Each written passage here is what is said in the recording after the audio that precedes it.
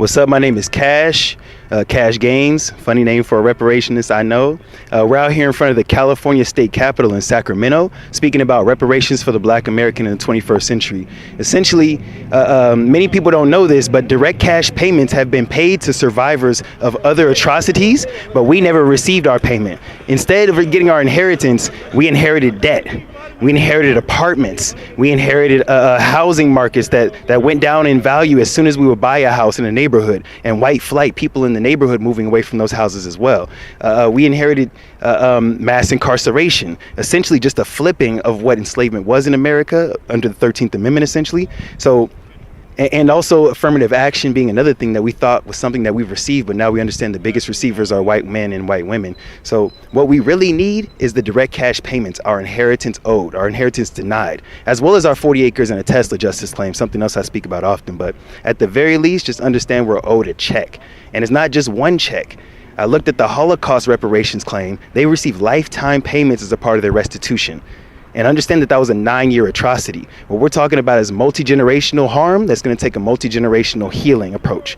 So I'm just talking about direct cash payments. I can't stress that enough. There's still protected class status. There's still our 40 acres and a Tesla claim. There's still people who want land grant options, people who want mineral rights options, who want an 800 credit score reset for all Black Americans. Like, there's so many different interesting perspectives for reparations, but I just keep it as simple as the direct cash payments that's owed to us for the work we already did. And let me be very specific about that, because a lot of people have been questioning that quadrillion figure that I got on my social media and stuff.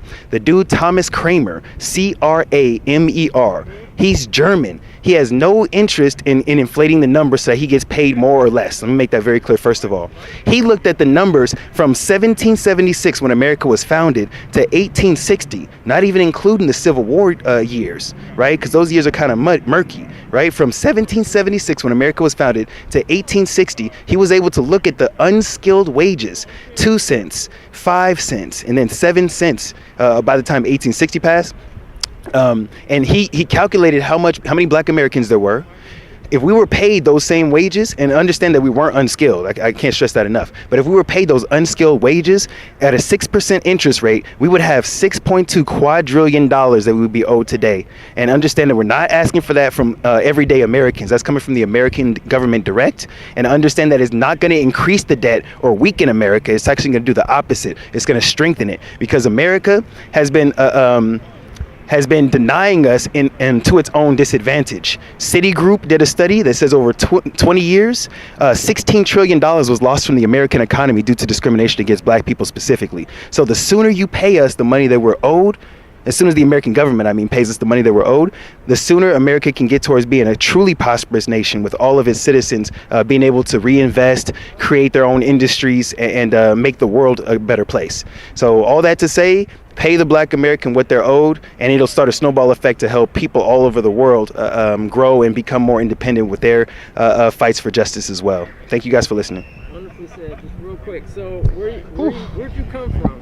Where you fly from? So I flew out here today from Brooklyn, New York, but I was born in Chicago and raised in California, so I do feel like I'm back at home in the beautiful weather. And I'm very, very happy to be in California, especially because AB 3121 has already passed. So we got 9 members on a commission studying in a multitude of meetings how Black people were disadvantaged in California. We could talk about the gold rush, we could talk about mass incarceration, redlining, so on and so forth.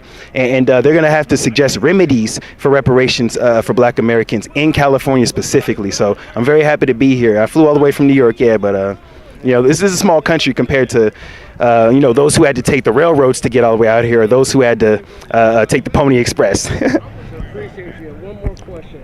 What do you think of reparations, like something that they're doing out here for the AB 31 task force to study reparations? Right. What do you think that would look like in New York, and how do you think a bill like that could get passed? Dope. AB 3121 that they have here in California, essentially that task force that was created from that bill to study reparations for Californians specifically. Luckily, we have one in New York State as well, called A 3080A or something like that. And as I was reading through it, because I'm not actually a New York I'm not born and raised in New York, so I didn't really know necessarily what the history was there.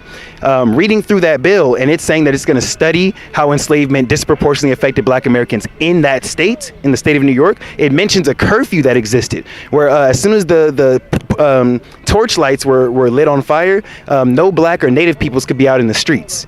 Right, so there's a whole lot of stories that need to be redressed just based around that specific systemic issue that happened. But beyond that, they do mention that they're going to have people from the December 12th movement, from NCOBRA, and a few others on that board. So to me, it's really just about making sure that one of those people knows exactly how much we're owed at the federal level, so they don't lowball us statewide. And one other thing I can say about New York is they just legalized marijuana there.